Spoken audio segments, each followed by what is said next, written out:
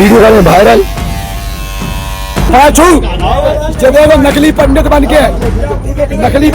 के गांव में व्यास की सीट पे बैठा है, देख ले। कथा सबके लिए है। जब सब सुन सकते हैं तो सब बोल क्यों नहीं सकते। नमस्कार मेरे देशवासियों, आपके साथ मैं हूं शबाब। आप देखना शुरू कर चुके हैं एक्सप्लेनर।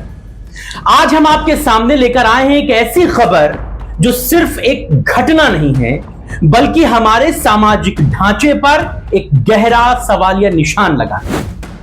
उत्तर प्रदेश के इटावा के बकेवर इलाके के दादपुर गांव में एक ऐसी शर्मनाक और अमानवीय वारदात सामने आई जिसने न सिर्फ इंसानियत को शर्मसार किया बल्कि हमारे समाज की एकता और भाईचारे को भी तार-तार कर दिया। एक कथावाचक जो अपनी कथाओं से लोगों को धर्म और नैतिकता का पाठ पढ़ाते हैं और उनके सहायकों को सिर्फ इसलिए बेरहमी से मारा गया, पीटा गया, उनके सिर के बाल मूंड दिए गए, उनके ऊपर पेशाब किया गया क्योंकि उन्होंने अपनी जाति बताई यादव और अनुसूचित। जी, इटावा में यादव पुरोहितों का अपमान नहीं हुआ बल्कि यह पूरे समाज की अस्मिता पर हमला हुआ। इटावा में यादव समाज के पुरोहितों के साथ जो घटना, जो व्यवहार किया गया, वो सिर्फ एक घटना नहीं है, वो एक मानसिकता है। ये वही सामंतवादी सोच है जो आज भी मन ही मन ये मानकर बैठी है कि पूजा, धर्म और पुरोहिताई सिर्फ उनके वंशानुगत अधिकार हैं। वो ये भूल रहे हैं कि जिसे वो अपनी बपौती समझते हैं उस पर अब किसी का आधिपत्य नहीं रह गया है। समय बहुत तेजी से बदल रहा है, शिक्षा से भ्रम का अंधकार दूर हो रहा है। सपने में भी नहीं सोचा जा सकता है कि सदी के भारत में जहां हम संविधान की बराबरी की बात करते हैं वहां किसी के साथ सिर्फ उसकी जाति के आधार पर ऐसी हवाएं इन लोगों के साथ मारपीट की गई, उनकी चोटी काटी गई, उनके सिर मुंडवा दिए गए, नाक रगड़वाई गई और यहां तक कि उनके जो धार्मिक वाद्य यंत्र थे उन्हें भी तोड़ दिया गया। यह सिर्फ एक व्यक्ति या समूह पर हमला नहीं है, यह हमारी सभ्यता, हमारी संस्कृति और हमारे संवैधानिक मूल्यों पर हमला है। क्या हमारा समाज इतना नीचे गिर चुका है कि जाति के नाम पर इंसान को इंसान नहीं समझा जाएगा? क्या धर्म और आस्था का सम्मान सिर्फ ऊपरी दिखावा बनकर रह गया है? यह घटना महज इटावा की नहीं बल्कि पूरे देश के लिए चेतावनी है। आज हम इस बात का सवाल उठा रहे हैं कि क्या ऐसी घटनाओं के लिए जिम्मेदार लोगों को सजा मिलेगी? क्या पीड़ितों को इंसाफ मिल पाएगा? क्या हमारा समाज इस जातिगत जहर से कभी बाहर निकल पाएगा? यह समय जागने का है, यह समय बदलाव का है, क्योंकि यह सिर्फ एक खबर नहीं है, यह हमारे समाज का वायरल।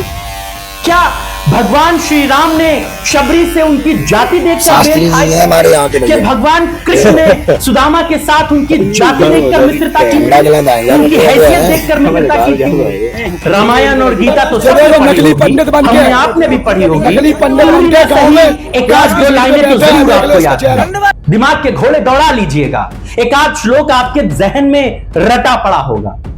भगवान का जयकारा तो कथावाचक मुकुटमणि से भी लगवाया गया, उनसे भी हनुमान जी के जयकारे लगवाए गए और इसी मुकुटमणि ने जब रामचरितमानस पढ़ना शुरू किया तो उसे मारा गया।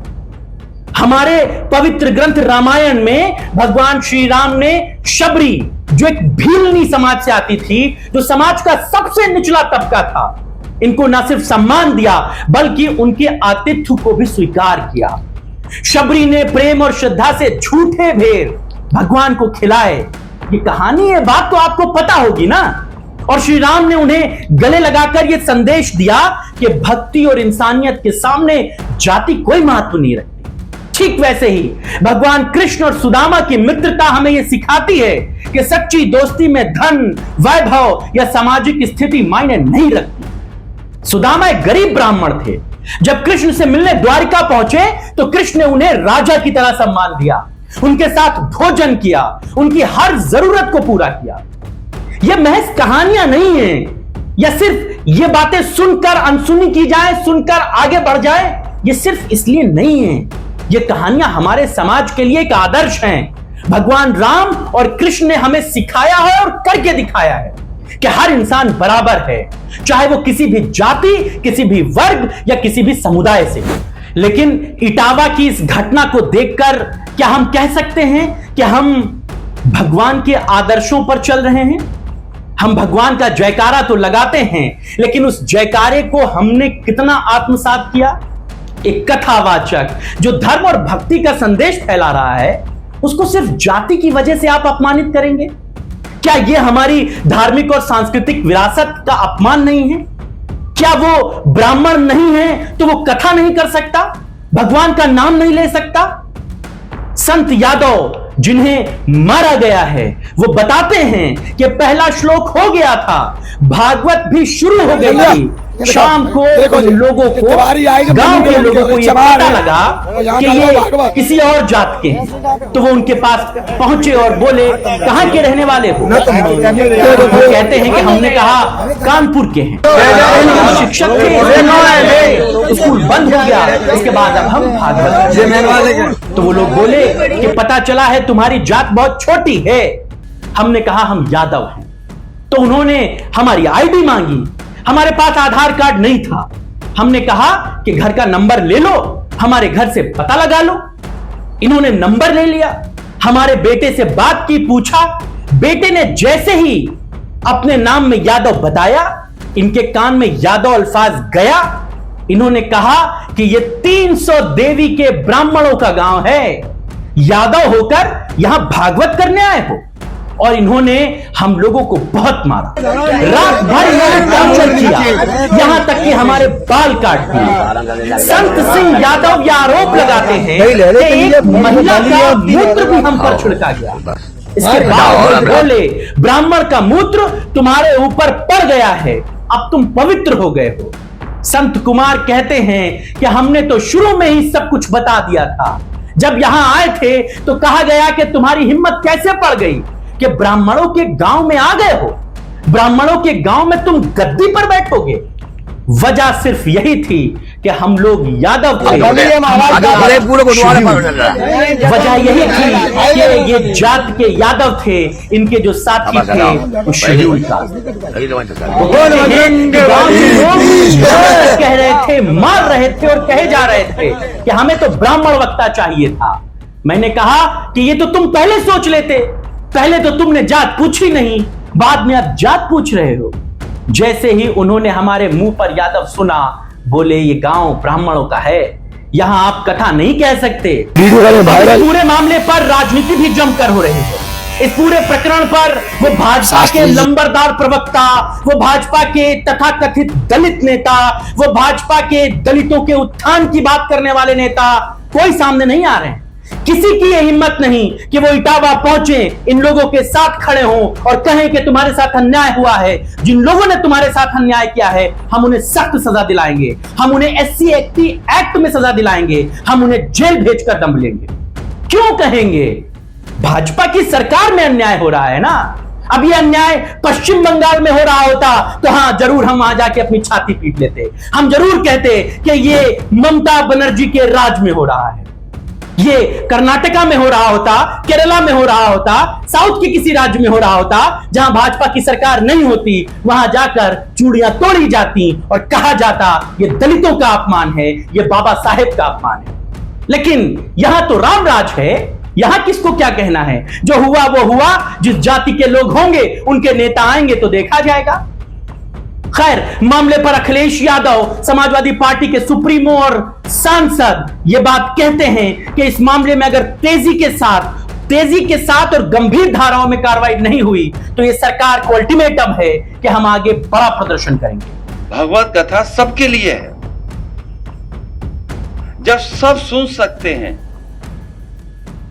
तो सब बोल क्यों नहीं सकते? कुछ लोग, वर्चस्ववादी लोग,